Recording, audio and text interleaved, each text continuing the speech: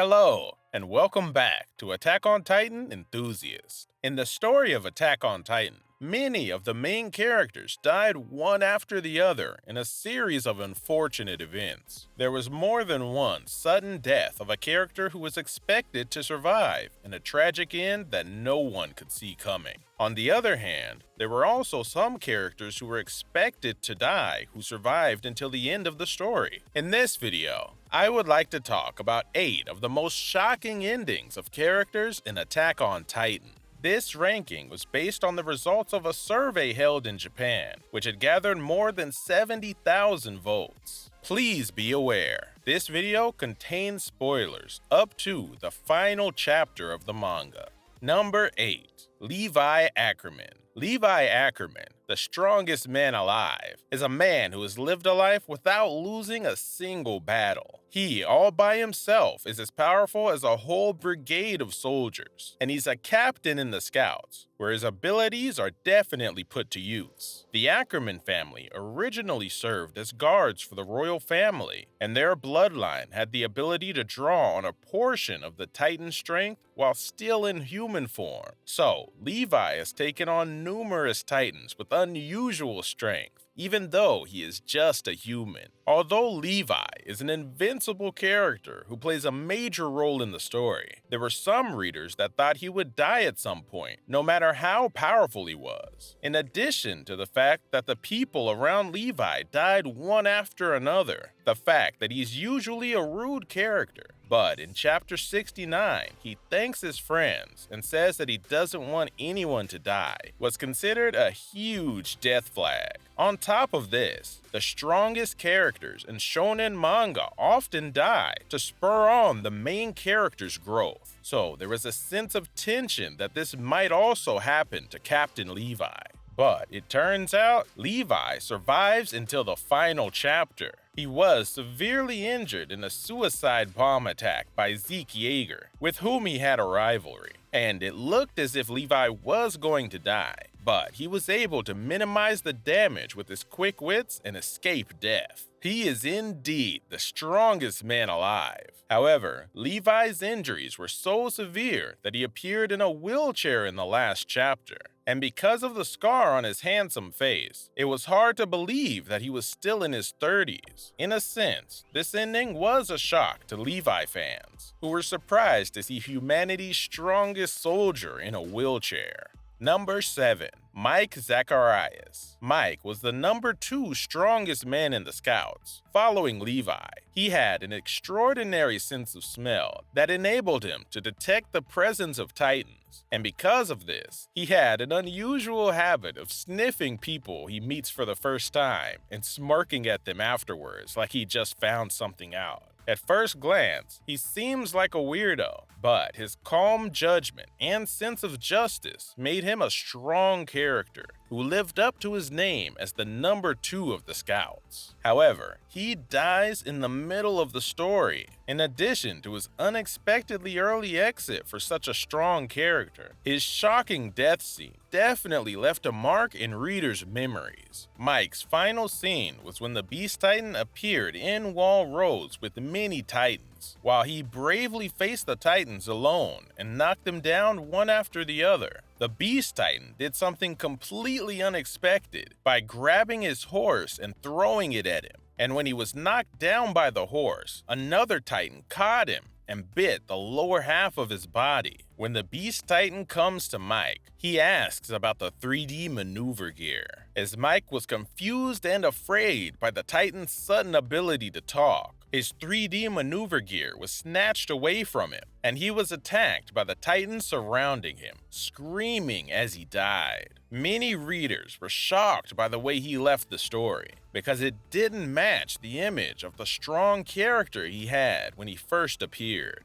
Number 6. Bertolt Huber. Bertolt was one of the people sent into the walls of Paradis Island as a Marleyan warrior, and was also the heir to the colossal titan. He was the one that suddenly appeared and destroyed the wall at the beginning of the story, and he was also a trainee like Eren and the others in the 104th class of cadets. In the story, he works together with his fellow Marleyan, Reiner Braun, and always seemed to be hiding behind Reiner and letting him do the talking. It looked like he was just an introvert who followed Reiner around. Bertolt's death came in the operation to recapture Wall Maria, where he was defeated by Armin's desperate plan. He was in an overwhelmingly advantageous position, using the Colossal Titan's ability to release intense heat to attack. But when he was caught off guard by Armin, who rushed in on his own, Eren, who had hardened and left his Titan, attacked him in the nape of his neck and defeated him.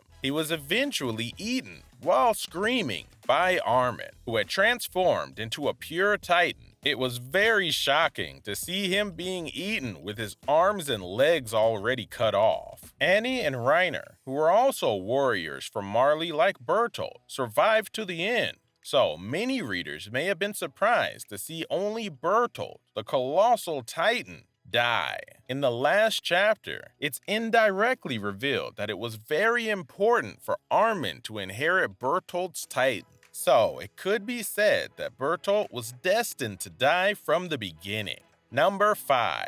Erwin Smith. Erwin is the 13th commander of the Scouts, who's led his subordinates with flexible and sometimes ruthless judgment. He's a man whose judgment is trusted by the people below him, including Levi, who was a thug in King's Landing when he first met him, and Eren, who had the ability to turn into a Titan, and he has a ruthless side that's ready to lay down as many lives as is necessary for the sake of his goals. Erwin's right hand was eaten by a Titan when they went to save Eren, who had been captured, but he survived while showing his strong will to lead, only to die during the recapture of Wall Maria, before he even truly understood what he was fighting for. Many readers may have been surprised that the commander himself acted as bait to defeat the Colossal Titan. As a result, Erwin was hit by the Beast Titan's projectiles and mortally wounded. Even so, he was brought to Levi in a near-death state, and there was a possibility he would be revived by inheriting the Colossal Titan. But in the end, Armin, who was also in a near-death state, was chosen to live, and Erwin died. It's a very emotional moment, where ultimately he died because of Levi's decision rather than the attack of the Titans. Erwin had lived to prove the hypothesis of his father, and he was just one step away from understanding the mystery of his father's death and the world. Number 4. Reiner Braun. Reiner Braun is a character that's very loved by the author. Together with Bertolt and Annie, Reiner was sent to the walls of Paradis Island as a Marleyan warrior in order to recapture the founding Titan. He is the armored Titan who smashed through the gate after the Colossal Titan had destroyed the wall in the beginning of the story. For the first season of the anime, he hid his true identity well and seemed like a big brother kind of character to Eren and the other trainees from the 104th class of cadets. However, he's faced with a lot of near-death situations along the way, which keeps the reader on the edge of their seats. At one point, his head was blown clean off, but he was able to revive himself with a mysterious technique that transfers his consciousness from his brain to his entire nervous system of his body. Sometime he was so mentally challenged that he attempts suicide by shooting himself, but he would always survive. Even though he had lost the will to live, Isayama-sensei would not let him die. In the end, Reiner survives until the last chapter. And because in the last chapter, all Titan power had disappeared, the 13 years of life left after inheriting one of the 9 Titans' curse was also lifted, extending Reiner's life expectancy even more. Still, when his head got blown off, many readers thought that he had definitely died. Number 3. Hange Zoe. Hange is a character who's second to none in her quest for answers and curiosity about the Titans. Until the middle of the story, she was active as a captain of the Scouts, and after Erwin's death, she became the 14th commander of the Scouts. Hanji's unusual curiosity about Titans, who were supposed to be objects of fear, stems from her desire to solve the mystery of the Titans and save humanity. Hange is a very eccentric character with a cheerful attitude, but she has also been in danger of death many times. But she managed to survive with only minor injuries. In the operation to recapture Wall Maria, she was almost killed by a blast from the Colossal Titan, but thanks to Moblet's quick thinking, she was dropped into a well and wasn't hit directly by the blast, saving her life. Hange had just barely dodged her death flag, but then she unexpectedly died at the end of the story, even against the rumbling, which was basically an unlimited amount of Colossal Titans. Hange managed to buy her team enough time to have a chance at stopping Eren, but in the end, there was no way for anyone to survive taking on the rumbling like that, Titan or not. Hanji's death was a moving scene where she woke up to find Erwin, Mike, Moblet, and her other former friends waiting for her. Many readers were shocked by the death of Hange so late in the story, since characters with aloof personalities like Hanji's rarely die. Number 2. Eren Yeager.